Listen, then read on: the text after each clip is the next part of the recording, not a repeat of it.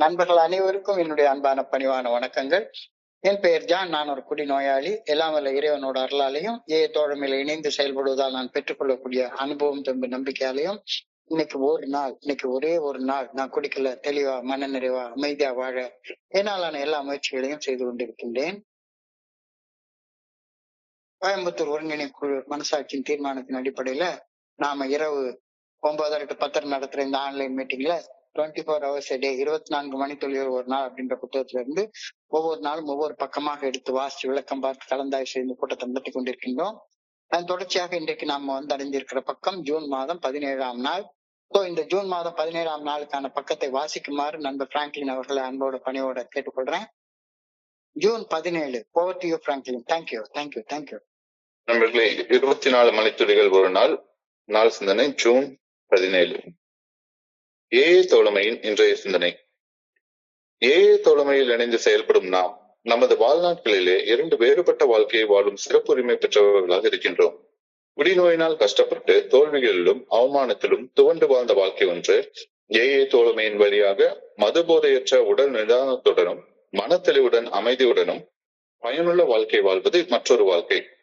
குடிநோயின் பாதிப்புகளில் இருந்து மீட்படைந்து வரும் நாம் இப்பொழுது காணும் அதிசயங்கள் நாம் கடன் வாங்கிய காலத்தில் காணும் அதிசயங்கள் ஆகும். நம்மில் சிலர் என்றோ இறந்து போயிருக்க வேண்டியவர்கள், ஆனால் நமக்கு வாழ்வதற்கு இன்னொரு சந்தர்ப்பம் அளிக்கப்பட்டுள்ளது.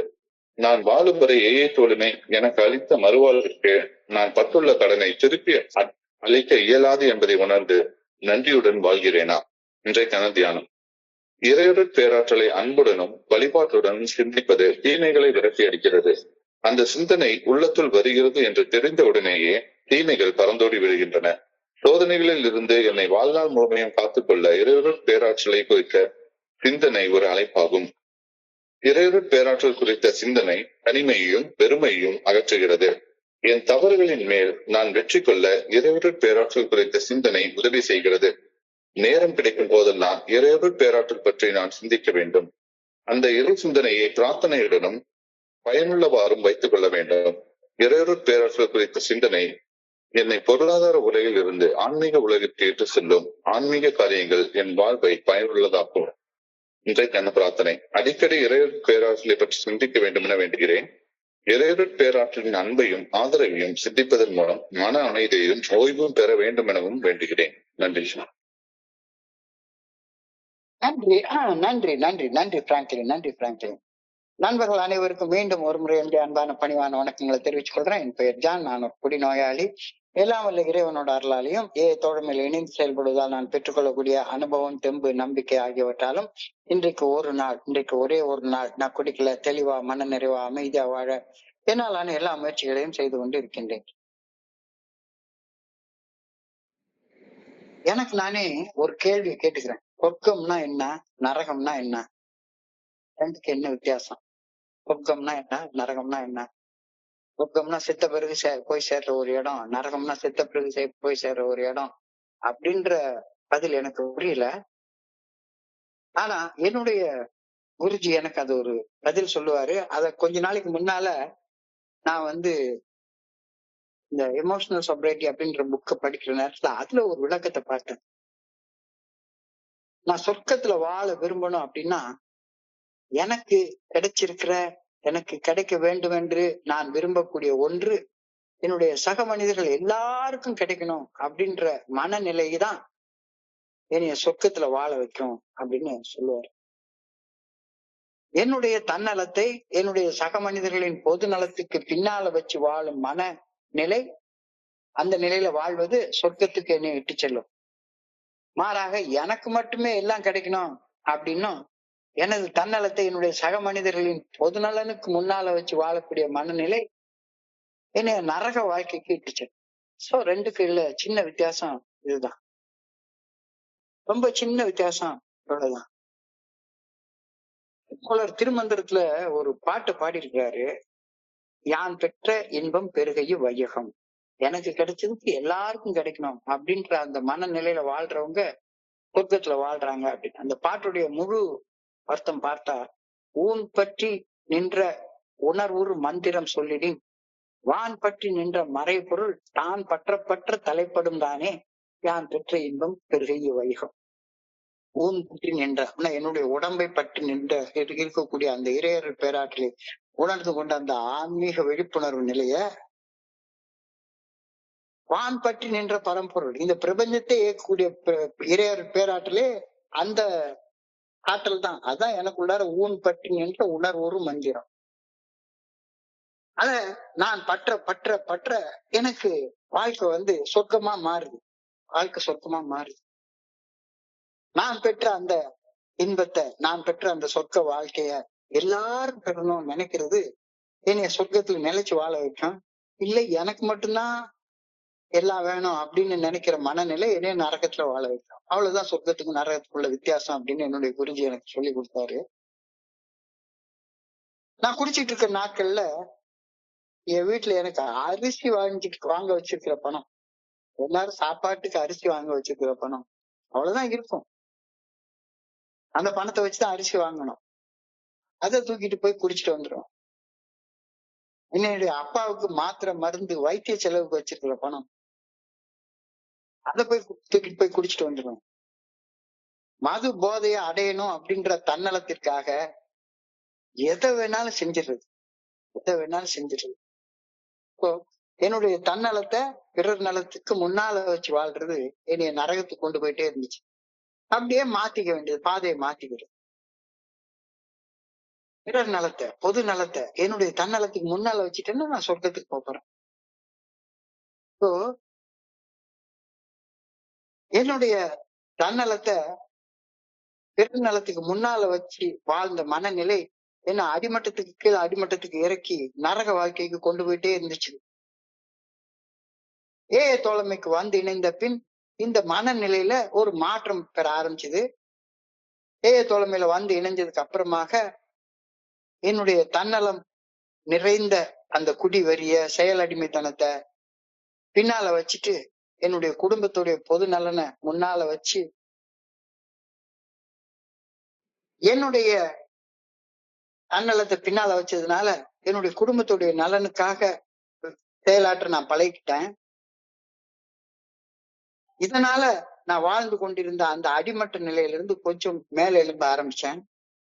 மேல மேல மேல மேல நரகத்துல இருந்து மேல எழும்பி சொர்க்கத்துக்கு நோக்கி என்னை இட்டு செல்ற பாதையில பயணிக்க ஆரம்பிச்சேன். இதத்தான் இன்னைக்கு சிந்தனையில முதல் வரியாக சொல்லியிருக்காங்க. அதாவது தோழமையில ஒரே வாழ்க்கையில 2 வாழ்க்கையை நம்ம பார்த்துறோம். நரக வாழ்க்கையும் பார்த்துட்டோம், சொர்க்க வாழ்க்கையும் பார்த்துட்டோம். We in AA have the privilege of living 2 lives in 1 lifetime. We in AA, we in the Fellowship of Alcoholics Anonymous have the privilege of living 2 lives in 1 lifetime.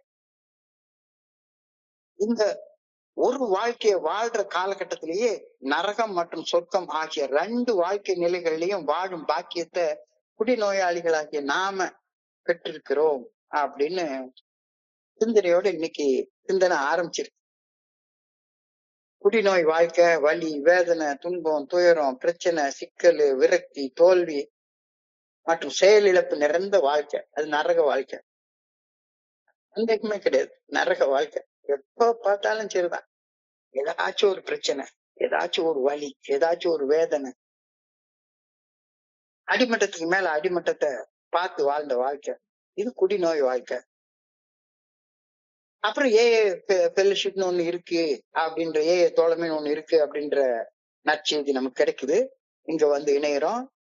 தோழமை பரிந்துரைக்கக்கூடிய 12 படிகள் அடங்கிய மீட்படையும் செயல் திட்டத்தால் இந்த நரக வாழ்க்கை வாழ்ற நிலையில இருந்து கொஞ்சம் கொஞ்சமா மேல் எழும்பி மீட்படைய ஆரம்பிக்கிறோம். நரக வாழ்க்கையில இருந்து மீட்படைய ஆரம்பிக்கிறோம்.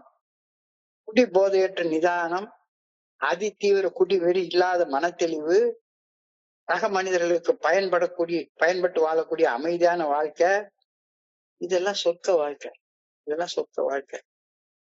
சோ நம்ம இந்த ஒரு லைஃப் டைம்லயே நமக்கு வாழ கொடுத்த இந்த நாட்கள்லயே நரக வாழ்க்கையும் பார்த்துட்டோம், சொர்க்கத்துல வாழக்கூடிய வாழ்க்கையும் பார்த்துட்டோம். 2யும் பார்த்துட்டோம்.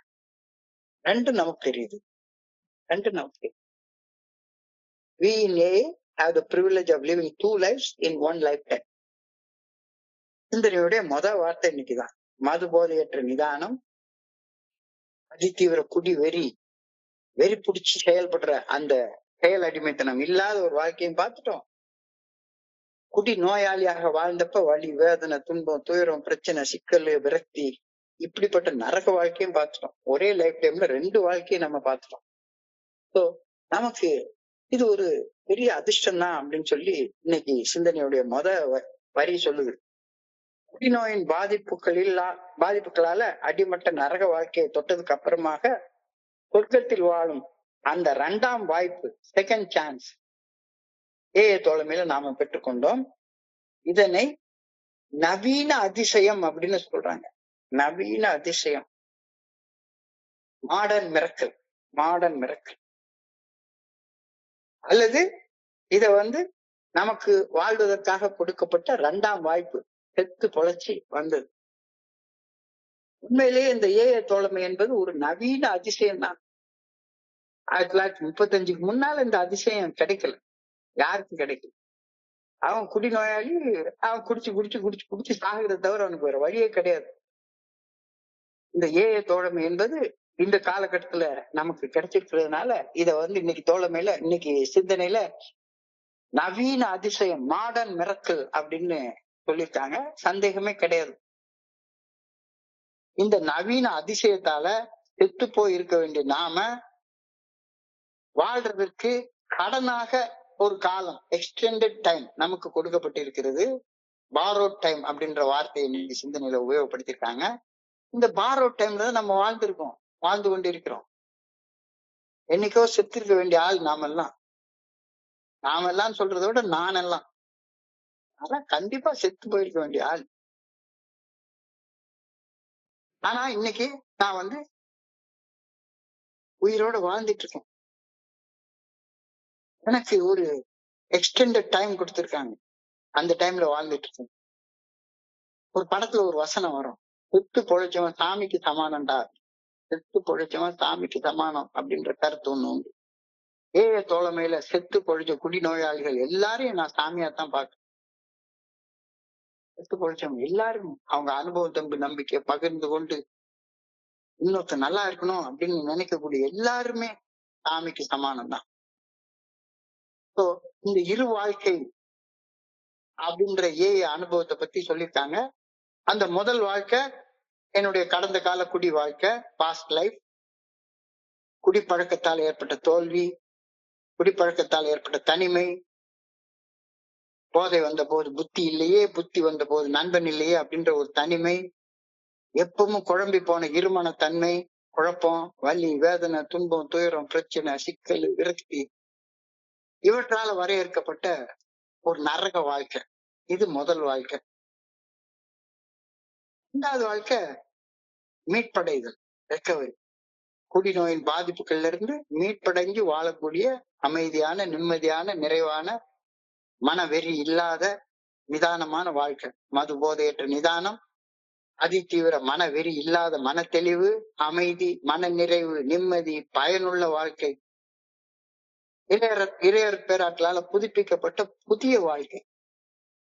அதனாலதான் நம்ம ஏல வர்றத புதுசா பிறந்திருக்கோம் அப்படின்னு சொல்றோம். இணைந்த நாளை பிறந்த நாள் நம்ம கொண்டாடுறோம். புதுப்பிக்கப்பட்ட ஒரு புதிய வாழ்க்கை. இது வாழ்க்கை. 2 வாழ்க்கையும் நம்ம ஒரே லைஃப் டைம்ல வாழ்ந்திருக்கோம். இந்த ஒரு வாழ்க்கையில இருந்து இன்னொரு வாழ்க்கைக்கு மாற்றத்தை டிரான்சிஷன் அப்படின்னு சொல்றோம். Transitional period. இந்த டிரான்சிஷனல் பீரியட்ல தான் நம்ம தோழமை பரிந்துரைக்கக்கூடிய 12 படிகள் அடங்கிய மீட்படையும் செயல் திட்டத்தை வாழ்க்கையாக வாழ முயற்சி பண்றோம்.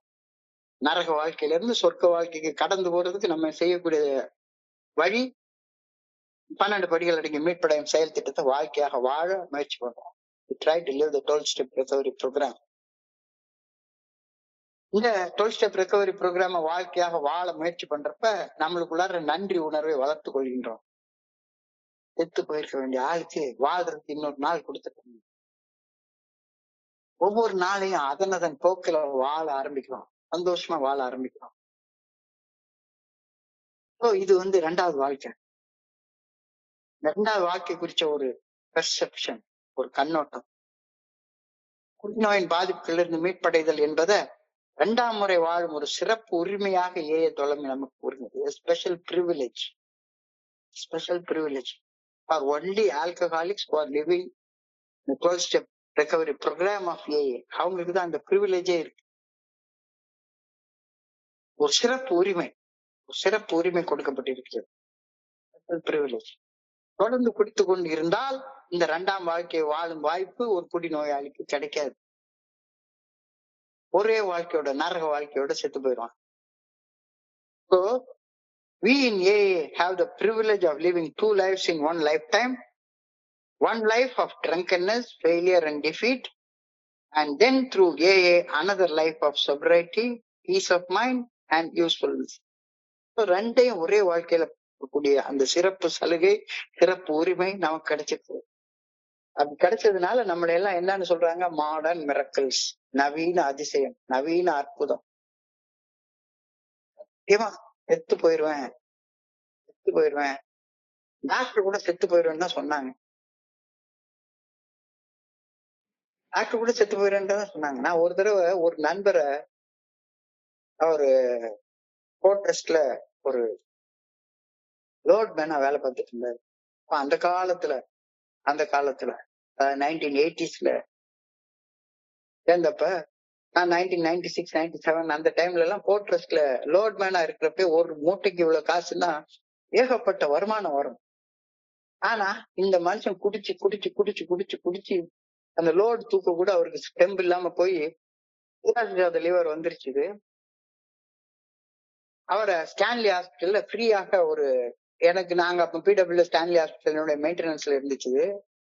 அந்த ஹாஸ்பிட்டல் ஒரு டாக்டர்கிட்ட கூட்டிட்டு போய் இவர் கொஞ்சம் வைத்தியம் கொடுங்க அப்படின்னு சொல்லி கேட்டா, ஒரு ஸ்கேன் எடுத்து சொன்னாரு. ஸ்கேன் எடுத்துட்டு, sir cirrhosis of the liver 50% of the liver அழுகி போயிடுச்சு. இவர் இன்னும் உயிர் பிழைக்கிறதெல்லாம் கஷ்டம் சார், உயிர் பிழைக்கிறதெல்லாம் கஷ்டம். மிஞ்சி போனா இன்னொரு 1 மாசம் 2 மாசம் இருப்பாரு. இவரை கூட்டிட்டு ஏன் சார் அலையுறீங்க அப்படின்னு சொல்லி என்கிட்ட கேட்டாரு. நானும் அந்த நண்பரை ஸ்டான்லி ஹாஸ்பிட்டல்ல இருந்து மெரினா பீச் வரைக்கும் ஆட்டோல கூட்டிட்டு மெரினா பீச்ல உட்கார வச்சு அவருக்கு ஒரு கூல்ட்ரிங்க்ஸை வாங்கி கொடுத்துட்டு பேச ஆரம்பிச்சு. பாரு டாக்டர் இப்படி சொல்றாரு, வாழ்றதுக்கான 2வது சந்தர்ப்பம் கிடைக்குது. ஏன் நீ ஏஏ ஃபெலோஷிப் தொடர்ந்து இப்ப நான் பாரு கொஞ்சம் 1 வருஷமா குடிக்காம இருக்கேன். எனக்கும் உடல் நோய்கள் இருந்தது, கொஞ்சம் தேவலாம் பரவாயில்லாம உணர்றேன். ஏன் நீ தொடர்ந்து வரக்கூடாது அப்படின்னு சொல்லி அந்த நண்பர்கிட்ட கேக்குறப்ப, அவரும் ஏஏக்கு வந்தாரு. வெறுமனே 2 மாசம் கழிச்சு இன்னொரு தடவை செக்அப் பண்ணி போய் பாக்குறப்ப 2 மாசம் தான் குடிக்கல, நல்லா சாப்பிட்டாரு, கொடுக்குற மருந்தெல்லாம் ஒழுங்கா சாப்பிட்டாரு. அந்த 2 மாசத்துக்குள்ளார 50% அழுகி போயிருந்த லிவர் தானாக இன்னொரு 30% வளர்ந்து அவர் குணமடைய ஆரம்பிச்சாரு. அவருக்கு 2வது வாழ்க்கை, வாழக்கூடிய வாழ்க்கை. டாக்டர் அவ்வளவுதான் 2 மாசத்துக்கு மேல உயிரோட இருக்க மாட்டாருன்னு தெளிவா சொன்ன ஒரு நண்பர் இயற்கையாக அவருக்கு ஒரு ஏன்ற ஒரு மூலமாக மருத்துவர் கொடுத்த மருந்தையும் கொஞ்சம் சாப்பிட்டாரு, கரெக்டா சாப்பிட்டாரு, குடிக்காம இருந்தாரு. அவருக்கு 2வது வாழ்க்கை கிடைச்சது. அதுக்கப்புறம் கிட்டத்தட்ட 14 வருஷங்கள் சோபராக இருந்து இயற்கையாக அவருக்கு மரணம் வந்தது. இவரன் என்னன்னு சொல்றது? மாடர்ன் மிரக்கல்னு சொல்றது இல்லாம வேற எப்படி சொல்றது? ஏஏ ஃபெலோஷிப் அவ்வளவு நன்றி கடனோட அவர் இருப்பாரு. நவீன அதிசயம், நவீன அற்புதம். சத்தியமா செத்து போயிருவேன்னு டாக்டர் சொன்னாங்க. உயிர் பழிச்சு வாழ்றது மட்டும் இல்ல, அற்புதமான அதிசயமான ஒரு வாழ்க்கையை வேற வாழ்ந்து கொண்டிருக்கிறோம். Recovered members are considered miracles because they have survived from a seemingly hopeless state of body and mind. அதாவது உடம்பாலையும் ஹோப்லெஸ்ஸா இருக்கிறான், மனசாலையும் ஹோப்லெஸ்ஸா இருக்கிறான். நம்பிக்கை இழந்த நிலையில இருந்து உன்னதமான வாழ்வாங்கு வாழக்கூடிய ஒரு நிலைக்கு உயர்ந்தெழுந்து வர்றதுங்கிறத ஒரு வார்த்தையை சொல்லணும்னா அது என்னன்னு சொல்றது? மாடர்ன் மிரக்கல்னு சொல்றதுதானே கரெக்டான வார்த்தையாக இருக்க முடியும். நவீன அதிசயம். Recovered members of Alcoholics Anonymous are considered miracles because they have survived a seemingly hopeless state of body and mind. நான் இன்னமும் குடிநோயின் பாதிப்புகள்ல வாழவில்லை. ஏஏ தோழமை பரிந்துரைக்கக்கூடிய 12 படிகளடங்கிய மீட்புடன் செயல் திட்டத்தை வாழ்க்கையாக வாழ்வதால குடிநோயின் பாதிப்புகளிலிருந்து மீண்டு உயிர் பிழைச்சு வாழ்றேன். We are no more victims of the disease. We are survivors of the disease அப்படின்னு சொல்றாங்க. விக்டிமுக்கும் சர்வைவருக்கும் நிறைய வித்தியாசம் இருக்கு. விக்டிம் என்றால் பாதிக்கப்பட்டவன், சர்வைவர்னா பாதிப்புல இருந்து மீண்டு வந்தவன். நான் ஒரு தடவை பம்பாயில ஒரு நண்பரை சந்திச்சேன். அவரு நாங்க கவுன்சிலிங் கிளாஸ் எடுக்கிறப்ப எங்களுக்காக ஸ்பெஷல் லெக்சர் கொடுக்க வந்திருந்தாரு. குஜராத்ல பௌஜின்ற இடத்துல ஒரு பூகம்பம் நடக்கிறப்ப அவர் வந்து அந்த அவருடைய அப்பா அம்மா அண்ணன் தம்பி எல்லாத்தையும் இழந்துட்டு தனியா அனாதையா நின்ன ஆளு. அவர் எது வீட்டுல உள்ள ஒரு ஆளு பெரிய பணக்காரரு. அவரும் அவருடைய மனைவி பிள்ளை எல்லாத்தையும் இழந்துட்டு தனியா நின்றுட்டு இருக்காரு. ஏன்னா அந்த ஊர்ல எல்லாம் வெறுமனே லோட் பேரிங் ஸ்ட்ரக்சர் தான் இருக்கும். இந்த ஒரு ஆள் மட்டும் ஏதோ டாய்லெட் போனதுனால அவர் தப்பிச்சாரு. இந்த பையன் வெளியே வந்திருக்கான், அதனால தப்பிச்சிருக்கான். 2 பேரும் குடும்பத்தை இழந்து நிக்கிறவங்க, பயங்கரமா பாதிக்கப்பட்டவங்க. ஆனா ஒரு 15 வருஷ காலத்துல இவர் வந்து அவனை வளர்ப்பு மகனாக எடுத்துக்கொண்டு அந்த பாதிப்புல இருந்து மீண்டு, be not a victim but be a survivor. பாதிப்புகளே வாழ்ந்து கொண்டிருக்காத பாதிப்புகள் இருந்து மீண்டு வாழக்கூடிய ஒரு ரெக்கவரி லைஃப வாழ ஆரம்பி. இந்த ரெக்கவரி லைஃப் அப்பதான் எனக்கு வந்து விக்டிம் என்ற வாழ்க்கைக்கும் சர்வைவர் என்ற வாழ்க்கைக்கும் உள்ள வித்தியாசம் புரிஞ்சுது. விக்டிமா வாழ்றது நரக வாழ்க்கை, பாதிப்புல இருந்து மீண்டு வாழ்ற வாழ்க்கை சொர்க்க வாழ்க்கை. இது 2 இடையில உள்ள வித்தியாசத்தை தெளிவாக நான் புரிஞ்சு கொள்றேன். We are not victims of alcoholism, we are survivors of alcoholism. இது வந்து தெளிவா புரியுது. We who have recovered our sobriety are modern miracles. நவீன அதிசயங்கள். We are living in borrowed time. Some of us might have been dead long ago, but we have been given another chance to live. நமக்கு வாழ்வதற்கு இன்னும் கொஞ்ச காலம் ஆண்டவனால கொடுக்கப்பட்டிருக்கிறது. முக்கியமா நாளா செத்து போயிருக்க வேண்டிய ஆளு. 14/2/1997 அன்னைக்கு கூட ஒரே ஒரு கட்டி கடிச்சுன்னு நான் செத்து போயிருப்பேன். எனக்கு ஒரு அற்புதமான வாழ்க்கை வாழ்றதுக்கான ஒரு வாய்ப்பை ஆண்டவன் எனக்கு ஒரு 2வது வாய்ப்பு ஒண்ணு கொடுத்திருக்காரு. So I owe a debt of gratitude to AA that I can never repay that debt as long as I live. AA தோழமை எனக்கு அளித்துள்ள மறுவாழ்வுக்கு நான் பட்டுள்ள நன்றி கடனை என்னால என்ன செஞ்சும் சொல்லியும் கொடுக்கவே முடியாது. இத உணர்ந்து நன்றி உணர்வை மட்டும்தான் என்னால வளர்த்து கொள்ள முடியும். Do I owe a debt of gratitude to AA that I can never repay that debt as long as I live? AA தோழமை எனக்கு அளித்துள்ள மறுவாழ்விற்கு நான் பட்டுள்ள நன்றி கடனை என்னால என்னுடைய வாழ்நாள் முழுக்க என்ன பண்ணாலும் திருப்பி கொடுக்க முடியாது அப்படின்றத நான் உணர்றேன்னா, என்னால ஒன்னே மட்டும்தான் வச்சு வாழ முடியும். நன்றி உணர்வோட வாழ முடியும். நன்றி உணர்வோட வாழ்றதுக்கு இன்னொரு வாய்ப்பு கொடுத்துருக்காரு கடவுள், அவ்வளவுதான்.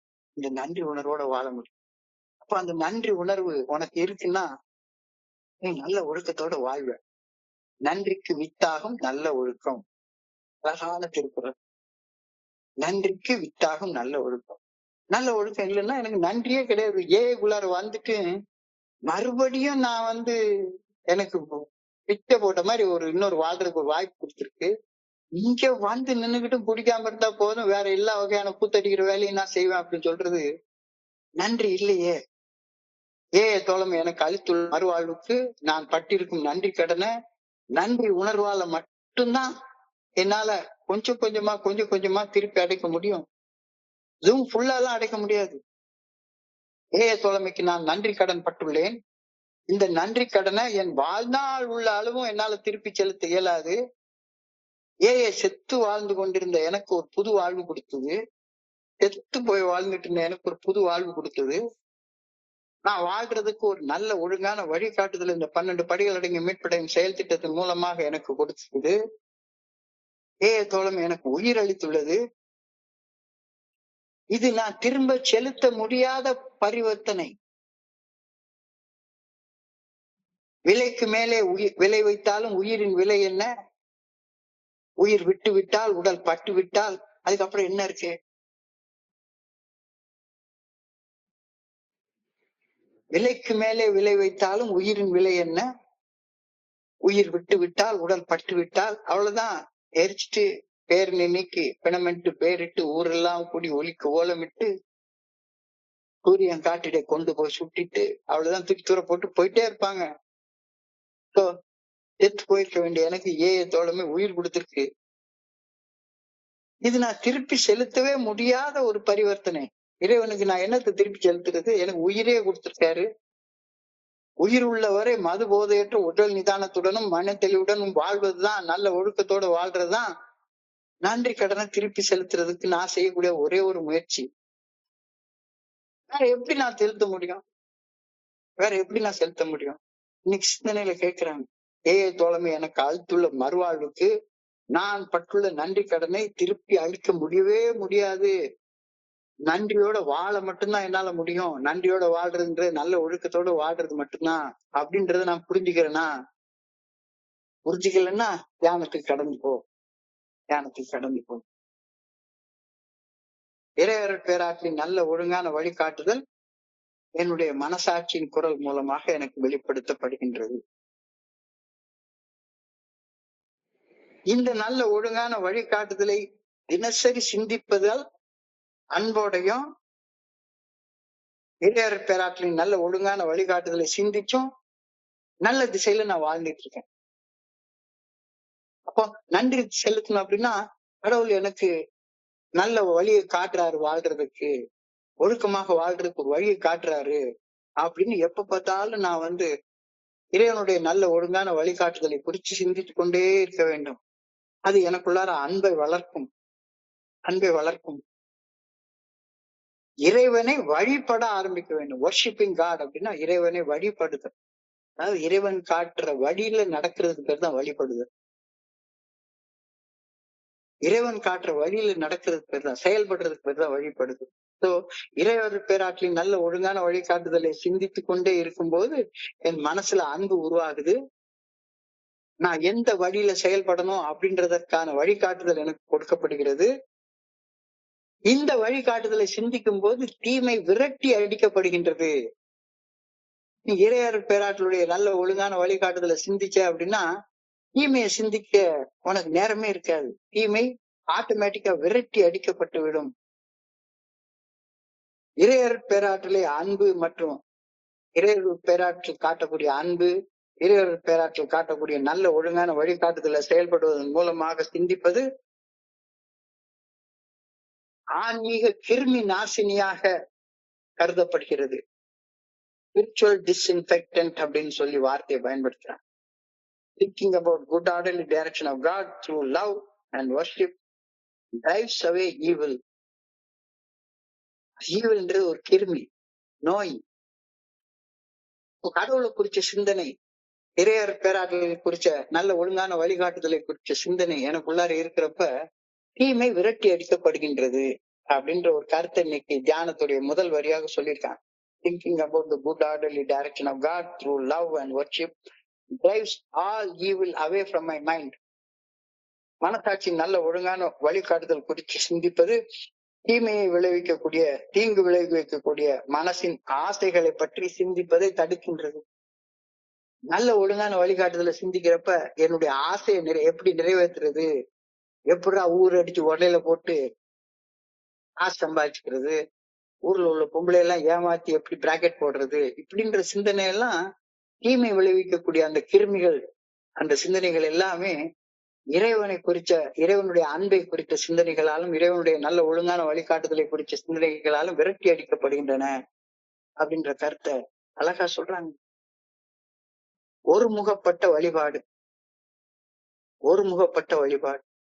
ரெண்டு வழியில சிந்திக்கவே இல்லை. மனசாட்சி ஒண்ணுதான் சொல்லணும், நல்லதை மட்டும்தான் சொல்லணும், கெட்டதை சொல்லவே சொல்லாது. ஒருமுகப்பட்ட வழிபாடும் அன்பும் என்ன செய்து மனதையும் நான் வாழக்கூடிய சூழ்நிலைகளையும் தூய்மைப்படுத்துகின்றது. ஒருமுகப்பட்ட சிந்தனை, ஒன்ன மட்டும்தான் சிந்திக்கிறேன், இப்ப நான் என்ன செய்ய வேண்டிய நல்ல காரியம் என்ன, இதை மட்டும் சிந்திக்கிறப்ப ஒருமுகப்பட்ட வழிபாடு மனசுக்குள்ளார அன்பையும் நான் வாழக்கூடிய சூழ்நிலைகளையும் தூய்மைப்படுத்துகின்றது அப்படின்ற கருத்தை இன்னைக்கு அழகா சொல்லியிருக்காங்க. தீமை செய்ய மனதை ஊடுருவும் எண்ணங்களை தடை செய்கின்றன. இறைவனை குறிச்ச, இறைவனுடைய நல்ல ஒழுங்கான வழிகாட்டுதலை குறிச்ச சிந்தனையில நான் இருக்கும்போது தீமை செய்ய மனதை ஊடுருவக்கூடிய சிந்தனைகள், எண்ணங்கள் தடை செய்யப்படுகின்றன. பயத்துக்கு பதிலாக துணிச்சல், பயத்துக்கு பதிலாக அமைதி, மன அமைதி, திருப்தியின்மைக்கு பதிலாக நிறைவு எப்ப கிடைக்குது? இறையர் பேராட்டின் நல்ல ஒழுங்கான வழிகாட்டுதலை குறித்து சதா சர்வ காலமும் சிந்திச்சுட்டு இருக்கிறப்ப எனக்கு கிடைக்கும். அப்போ ஒருமைப்பாடு உண்டாகிறது. அகத்துல ரெண்டு கருத்து சண்டை போட்டுட்டே கிடக்கிறது கிடையாது. பர்சனல் இன்டெகிரேஷன் அப்படின்னு சொல்லுவாங்க சைக்காலஜி. பர்சனல் இன்டெகிரேஷன், அக ஒருமைப்பாடு உருவாகின்றது.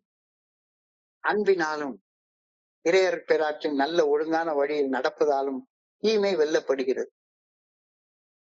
குடிச்சிட்டு இருக்க காலத்துல தீயதை தவிர வேற எதுவுமே மனசுக்குள்ளார வராது. அன்பினாலும் இறைவனுடைய நல்ல ஒழுங்கான வழிகாட்டுதலை சிந்திப்பதாலும் தீமை வெல்லப்படுகிறது. இப்போ இறைவனுடைய நல்ல ஒழுங்கான வழிகாட்டுதலை சிந்திக்கிறதுனால எனக்குள்ளார அன்பு உருவாகுது. அந்த அன்பு தீமை செய்ய நான் அனுமதிக்காது. இந்த அன்புதான் உண்மையான வழிபாடு. அன்பே சிவம். எந்த வேதத்தை எடுத்து பார்த்தாலும் சரிதான். லவ் இஸ் காட் அப்படின்னு நான் எழுதியிருக்கேன். அன்பே உண்மையான வழிபாடு. மென்மையான கவனம் அன்பால் உருவாகின்றது. நான் என்ன சுற்றி வாழக்கூடிய மனிதர்கள் யார் கஷ்டப்படுறாங்க அப்படின்னு மென்மையாக எப்பவுமே கவனிச்ச ஒண்ணு இருக்கிறேன். எப்போ இறைவனுடைய நல்ல ஒழுங்கான வழிகாட்டுதலை சிந்திச்சுட்டே இருக்கிற நேரத்துல மென்மையான கவனம் அன்பால் உருவாக்குகின்றது. வாரமா எல்லாரையும் பேசி அதுல கிடையவே கிடையாது. நாள் முழுக்க ஒரே கவனத்துல சிந்தனை, தொடர்ச்சியான ஈடுபாடு, கண்டினியூஸ் டிவோஷன், பயபக்தி. ஒரு வேலையில ஈடுபட்டுட்டேன்னா அந்த வேலையில அப்படியே அது காலையில இருந்து சாயங்காலம் வரைக்கும் அந்த வேலையில தான். இதுல சாப்பிட்டுக்கிறேன், குளிச்சுக்கிறேன், தூங்கிக்கிறேன், அப்பப்ப கொஞ்ச நேரம் டிவி பாத்துக்கிறேன், எல்லாம் பண்ணிக்கிறேன். ஆனா கவனம் முழுக்க இறைவனுடைய நல்ல ஒழுங்கான வழிகாட்டுதலை குறித்த சிந்தனை மட்டும்தான். அப்ப இந்த இறைவனுடைய நல்ல ஒழுங்கான வழிகாட்டுதலை குறித்து சிந்திப்பது, it does not just avoid negativity but creates internal holiness. உள்ளுக்குள்ளார ஒரு தூய்மையை உருவாக்கு. உள்ளுக்குள்ளார அசிங்கமா எப்ப பார்த்தாலும் அசிங்கமா சிந்திச்சுட்டு இருந்த இந்த மனசுல தொடர்ச்சியான இந்த பயிற்சியின் மூலமாக ஒரு இன்டர்னல் ஹோலினஸ், ஒரு அக தூய்மை உண்டாகுது. எப்ப பார்த்தாலும் பயம், எப்ப பார்த்தாலும் பொறாமை, எப்ப பார்த்தாலும் கோபம், ஆத்திரம், எரி, எப்ப பார்த்தாலும் சலனம், இதெல்லாம் இல்லாம, நெகட்டிவ் இல்லாம உள்ளுக்குள்ளார ஒரு தூய்மை உருவாகுது. நல்ல எண்ணம், அதாவது இறைவர் பேராற்றின் நல்ல ஒழுங்கான வழிகாட்டுதல் குறித்து சிந்திக்கக்கூடிய அந்த சிந்தனை தீமையான எண்ணங்களை விரட்டி அடிக்கின்றது. It is the thought before that the host of evil flee. தீய எண்ணங்கள் பறந்தே ஓடிடுது. அதாவது சூரியனுடைய ஒளி வர்ற நேரத்துல அந்த பனிமூட்டை கலைஞ்சு போயிடுற மாதிரி இறைவனுடைய சிந்தனை, நல்ல ஒழுங்கான வழிகாட்டுதலை குறித்த சிந்தனை எனக்குள்ளார வர்ற நேரத்துல தீமையை சிந்திக்கிறதுக்கு எனக்கு நேரமே இருக்காது. என்ன செய்யலாம், நல்லதா என்ன செய்யலாம் அப்படின்ற சிந்தனையை தவிர வேற எதுவுமே வராது. நல்ல எண்ணம், அதாவது இறையர் பேராற்றின் நல்ல ஒழுங்கான வழிகாட்டுதலை குறித்த சிந்தனை தீமையான எண்ணங்களை விரட்டி அடிக்கின்றது. இறையர் பேராற்றின் நல்ல ஒழுங்கான வழிகாட்டுதலை குறித்த சிந்தனை தவறு செய்ய வேண்டும் என்ற சோதனையில் இருந்து என்னை விலக்கி காக்கின்றது. இப்ப பார்த்தாலும் ஒரு டெம்டேஷன். இன்னைக்கு ஒரே ஒரு நாள் கொஞ்ச நேரம் சுகமா இருந்துப்போமே, கொஞ்ச நேரம் போதையா இருந்துப்போமே, ஒரே ஒரு அரை மணி நேரம், 23.5 மணி நேரம் கடவுளுக்காக வாழ்ந்துட்டோம், ஒரே ஒரு அரை மணி நேரம் என்னுடைய உடல் சுகத்துக்காக வாழ்ந்து கொள்வோமே அப்படின்ற அந்த டெம்டேஷன், சோதனை இறையர் பேராற்றல் குறித்த சிந்தனையால விலக்கி வைக்கப்படுகின்றது. அரிசியா எழுதுறாங்க, the thought of a power greater than myself is to call for a lifeline rescue from temptation. சோதனையில இருந்து காப்பாத்துறது வேற எதுவுமே காப்பாத்தாது. கடவுளை குறித்த சிந்தனையை தவிர வேற எதுவுமே என்னை காப்பாத்தாது. இறையருள் பேராற்றின் நல்ல ஒழுங்கான வழிகாட்டுதல் குறித்த சிந்தனை தனிமையை போக்கி ஏகாந்தத்தை அழித்து வாட்டத்தை நீக்குகின்றது. அடுத்தது, நான் ஏன் தனியா இருக்கேன்? ஏன் தனியா இருக்கேன்? இப்போ நானும் என் மனைவியும் தனியா தான் வீட்டுல இருக்கோம்.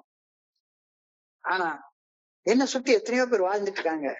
ஒன்னும் ரொம்ப போர் அடிச்சுன்னா கீழே போய் உட்காந்து எங்க வாட்ச்மேனுக்கு ஒரு டீ வாங்கி கொடுத்துட்டு அவர் கூட பேசினா 1.5 மணி நேரம் ஜாலியா உட்காந்து அங்க வர்றவங்க போறவங்க எல்லாத்தையும் பாத்துக்கிட்டு என்னமோ ஒண்ணு பேசிட்டு வருது. அதுக்கப்புறம் மேல வந்தா இந்த மாதிரியான ஆழமான புத்தகங்களை படிக்க வேண்டியது. இறையருள் பேராற்றின் நல்ல ஒழுங்கான வழிகாட்டுதல் குறித்த சிந்தனை தனிமையை போக்கி ஏகாந்தத்தை அழித்து வாட்டத்தை நீக்குகின்றது. The thought of the good orderly direction of God banishes loneliness and dispels gloom. இப்ப பார்த்தாலும் மூஞ்ச தூக்கி வச்சுட்டு வாட்டமாக இருக்கிறது. பிடிச்ச காலத்துல போதையில இருந்தேன்னா சரிதான், என்னமோ டெய்லி ஒரு கோடி ரூபாய் பறி கொடுத்த மாதிரி சோகமா உட்கார்ந்துட்டே இருக்கிறது. இப்ப அந்த சோகமா உட்கார்ந்துட்டு இருக்க நிலைமையே கிடையாது. The thought of the good orderly direction of God banishes loneliness and dispels gloom. அது போக இறையருள் பேராற்றல் குறித்த நல்ல ஒழுங்கான வழிகாட்டுதல் குறித்த சிந்தனை நான் தவறு செஞ்சிட்டோமே அப்படின்ற குற்ற உணர்வை நீக்கி மறுபடியும் ஒரு சாதாரண சராசரி மனுஷனாக நிம்மதியாக நிறைவாக வாழ எனக்கு வழிகாட்டுது. எதனால? இறைவனுடைய நல்ல ஒழுங்கான வழிகாட்டுதல் குறித்த சிந்தனை. எதை செய்யணும்னாலும் சரிதான், என்னுடைய மனசாட்சி என்னுடைய கான்சியன்ஸ் என்ன சொல்லுது அதை சிந்திக்கிற நேரத்துல எனக்கு குற்ற உணர்ச்சியே கிடையாது. நேற்றுக்கு மனம் போன போக்குல வாழ்ந்து குற்ற உணர்ச்சி வந்தது. இப்ப இன்னைக்கு மனம் போன போக்குல நான் வாழ்றது இல்லை, அதனால எனக்கு குற்ற உணர்ச்சி கிடையாது. So the thought of the good orderly direction of God summons help to conquer guilt and my past faults. கடந்த காலத்துல செய்த குற்றம், அந்த குற்றத்தால உருவான குற்ற உணர்ச்சி, இதுகள் எல்லாமே இறைவனுடைய நல்ல ஒழுங்கான வழிகாட்டுதலை குறித்து சிந்தித்து அந்த வழிகாட்டுதலின்படி வாழ முயற்சி செய்யும் போது தானாக எங்கிட்ட இருந்து போயிடுது. Think of God as often as possible. அதனால எத்தனை வரிசையா ஒன்னொன்னா சொல்லிட்டாரு.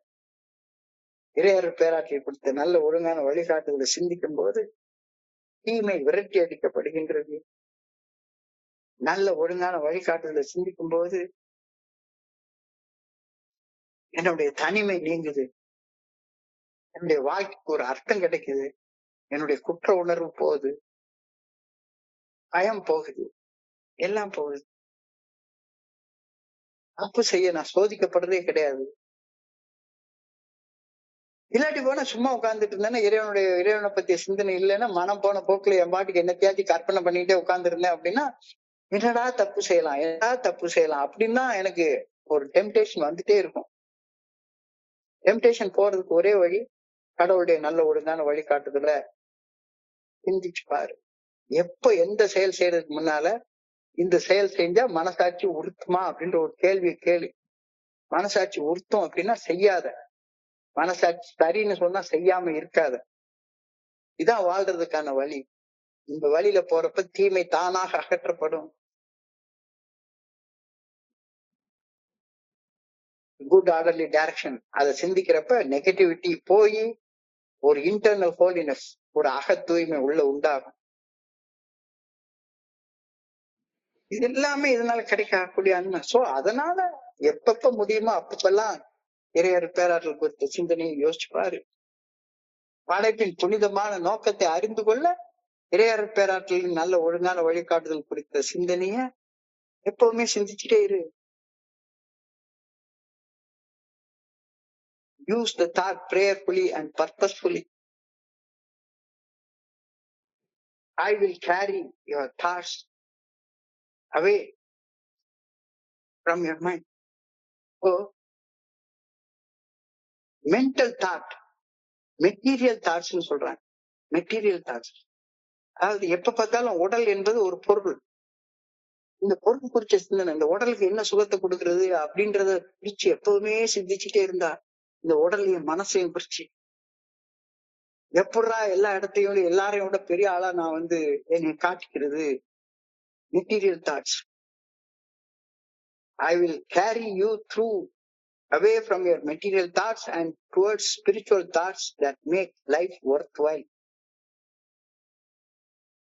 மெட்டீரியலை பத்தி சிந்திச்சுட்டே இருக்கிறது. மெட்டீரியல்னா இந்த உடம்பு அது ஒரு மெட்டீரியல். இந்த உடம்பை பத்தியே சிந்திச்சுட்டே இருக்கிறது லைஃப் ஒர்த்லெஸ்ஸா ஆக்கிடும். இந்த உடலை இயக்கக்கூடிய இறையர் பேராற்றலை குறித்து சிந்திச்சுட்டே இருக்கிறது என்னுடைய வாழ்க்கையை ஒர்த் வைல் ஆக்கும், மதிப்பு மிக்க வாழ்க்கையா மாற்றும். I pray that I may think God often. இறையர் பேராற்றலின் நல்ல ஒழுங்கான வழிகாட்டுதல் குறித்து அடிக்கடி சிந்திக்க வேண்டும் என வேண்டுகின்றேன். I pray that I may rest in peace at the thought of His love and care. இறையர் பேராற்றலின் அன்பையும் ஆதரவையும் சிந்திப்பதன் மூலமாக மன அமைதியையும் மன நிறைவையும் நான் பெற்றுக்கொள்ள வேண்டும் என ஆண்டவா உண்மை பணியோடு வேண்டுகின்றேன் சொல்லி முடிச்சாங்க. ரொம்ப ஒரு அழகான சிந்தனை, தியானம், பிரார்த்தனை. இன்றைய சிந்தனையை சுருக்கமாக பார்த்தோம்னா,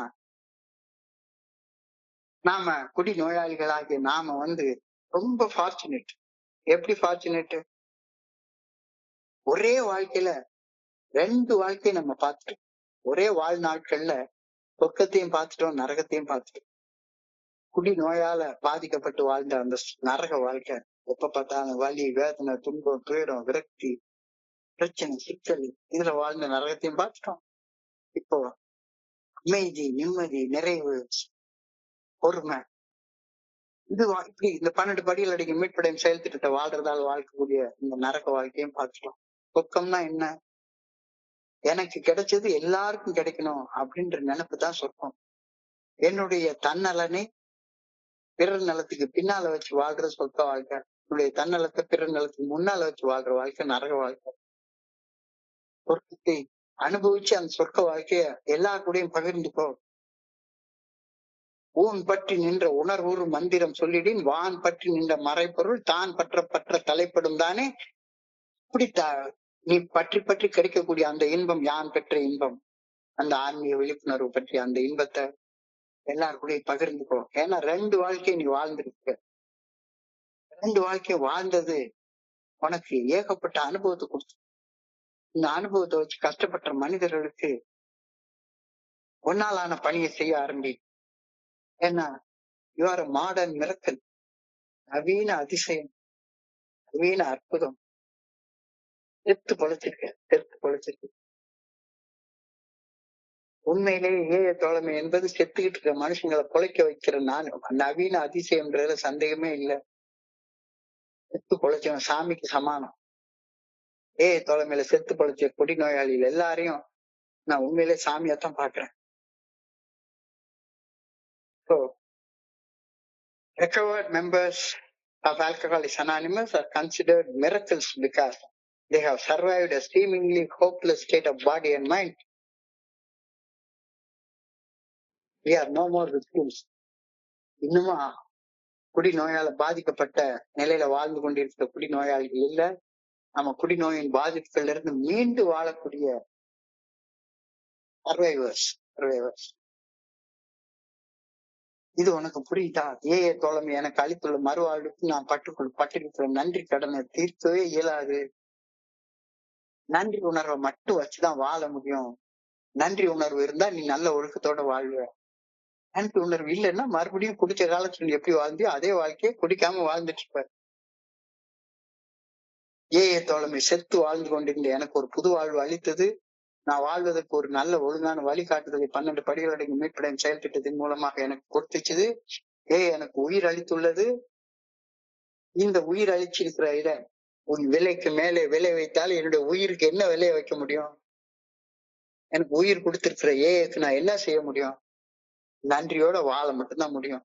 அப்ப நல்ல ஒழுக்கத்தோட வாழ, அதான் நன்றியோட வாழ்ற வாழ்க்கை. அப்ப இறையர் பேராட்சி குறித்த சிந்தனைகளே எப்பவுமே ஈடுபட்டது. இதான் இன்னைக்கான தியானம்.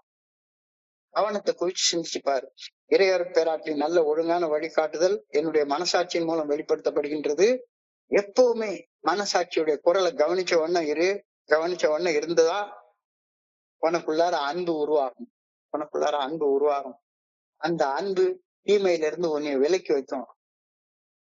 தீமையே வராது. அன்பு இருக்கிற மனசுக்குள்ளார தீமையே வராது. அன்பு இல்லைன்னாதான் எல்லா தீமையும் வரும். ஒருமுகப்பட்ட வழிபாடு அன்பை மனசுக்குள்ளார உருவாக்குது. அன்பு உள்ள மனசு அந்த சூழ்நிலையே தூய்மையாக இருக்கும். அன்பு உள்ள மனசு தீமை செய்ய மனதை ஊடுருவும் எண்ணங்களை தடை செய்யும். பயத்துக்கு பதிலாக அமைதியை உணரும். கோபத்துக்கு பதிலாக மன நிறைவை உணரப்படும். எப்பவுமே பர்சனலா இன்டகிரேட்டடா இருப்பேன். ஒருமைப்பாட்டோட இருப்பேன். அன்பினால் தீமை வெல்லப்படுகிறது. அன்புதான் உண்மையான வழிபாடு. அன்பு என்னை சுத்தி இருக்கக்கூடிய எல்லாருடைய வாழ்க்கையிலும் மென்மையாக கவனம் செலுத்த வைக்கின்றது. என்னுடைய வாழ்க்கையில் உள்ள எதிர்மறை எண்ணங்களை போக்கி உள்ளுக்குள்ளார ஒரு இன்டர்னல் ஹோலினஸ், ஒரு உள்மன தூய்மையை உண்டாக்குகின்றது. அன்பு இருக்கிற இடத்துல இறைவனுடைய நல்ல ஒழுங்கான வழிகாட்டுதலை குறித்து சிந்திக்கிற நேரத்துல என்ன தீமை என் பக்கத்துல வந்தாலும் நெருங்கி வரவே வராது, ஒட்டியே போயிடும். இல்லாட்டி போன தீய நண்பர்கள் தான் உன்கிட்ட வந்து சேர்ந்துகிட்டே இருப்பாங்க. நீ இறைவனுடைய நல்ல ஒழுங்கான வழிகாட்டுதலை கவனிச்ச உடனே இரு, உங்ககிட்ட வர்றவன்ட்டே அந்த நல்ல எண்ணம் தொத்திக்கும். இறையர் பேராட்டின் நல்ல ஒழுங்கான வழிகாட்டுதலை குறித்து சிந்திப்பது தவறு செய்ய வேண்டும் என்ற சோதனையில் இருந்து என்னை காக்கின்றது, டெம்டேஷன்ல இருந்து என்னை காக்கின்றது. இறையர் பேராட்டின் நல்ல ஒழுங்கான வழிகாட்டுதல் குறித்த சிந்தனையை தனிமையை போக்கி ஏகாந்தத்தை அளித்து என்னுடைய வாட்டத்தை நீக்கி எப்பவும் உற்சாகமா வாழ வைக்குது. எப்பவும் உற்சாகமா வாழ வைக்குது. தவறு செய்து விட்டேனே அப்படின்ற குற்ற உணர்ச்சி போகணும்னா கடவுளை குறிச்சு எப்பவுமே சிந்திச்சு இறைவனுடைய நல்ல ஒழுங்கான வழிகாட்டுதலை குறித்து சிந்திச்சுட்டே இருக்கு. If someone's help to conquer guilt and past faults, think of God as often as possible. நேரத்துக்கு போதெல்லாம் யோசிச்சு பார்த்துட்டே இருக்கு. அழைப்பின் புனிதமான நோக்கத்தை அறிய இறையர் பேராற்றின் நல்ல ஒழுங்கான வழிகாட்டுதல் குறித்து எப்பவுமே சிந்திச்சுட்டே இருக்கு. நான் எதற்காக படைக்கப்பட்டேன் அப்படின்ற நோக்கத்தை தெரிஞ்சுக்கணும்னா எப்பவுமே இந்த சிந்தனையில எப்பவுமே மெட்டீரியல் என்றால் உடல், பொருள். மெட்டீரியலை பத்தி மட்டுமே யோசிச்சுட்டு இருந்தேன்னா உனக்கு எப்பவுமே நரகத்துக்கு தான் நீ இட்டு செல்லப்பட்டு கொண்டே இருப்ப. உடல் சுகம் சார்ந்த சிந்தனைகள், உடல் என்பது பொருள். உடலை பத்தி சிந்திக்காம உடலை இயக்கக்கூடிய அந்த ஆற்றலை குறித்து சிந்திச்சுட்டே இரு. உடலை இயக்கும் அந்த இறையர் பேராற்றல், பிரபஞ்ச இயக்க பேராற்றல், பராசக்தியை பத்தி எப்பவுமே யோசிச்சுட்டே இருக்கும். யோசிச்சுட்டே இருக்க எல்லாமே தீமைகளே உன் பக்கத்துல வராது அப்படின்ற கருத்தை நீ சொல்லியிருக்காங்க. So I pray that I may think of God often. இறையர் பேராற்றின் நல்ல ஒழுங்கான வழிகாட்டுதல் குறித்து அடிக்கடி சிந்திக்க வேண்டும் என வேண்டுகின்றேன். I pray that I may rest in peace at the thought of His love and care. இறையர் பேராற்றலின் அன்பையும் ஆதரவையும் சிந்திப்பதன் மூலமாக மன அமைதியையும் நிறைவையும் நிம்மதியையும் ஓய்வையும் பெற வேண்டும் என ஆண்டவாமை வேண்டிக் கொள்கின்றேன் என்ற பிரேயரோட இன்னைக்கு முடிச்சுட்டாங்க. இன்றைய சிந்தனையை படிக்கிறப்ப என் மனதை கடந்து சென்ற சிந்தனைகளை உங்களோட பகிர்ந்து கொள்ள இந்த நல்ல வாய்ப்பு உருவாக்கி கொடுத்த இந்த குழுவிற்கு என்னுடைய மிக பணிவான நன்றிகளை தெரிவித்துக் கொள்றேன். இதுவரைக்கும் பொறுமையாக கேட்ட ஒவ்வொரு நண்பருக்கும் என்னுடைய பணிவான நன்றிகள். இந்த இரவு பொழுது நண்பர்களுக்கு இனிமையான இரவாக அமைய இறைவனை பணியோட வேண்டிக் கொள்கின்றேன். நன்றி நன்றி நன்றி நன்றி நன்றி நன்றி. வாழ்க வையகம், வாழ்க வளமுடன். தேங்க்யூ.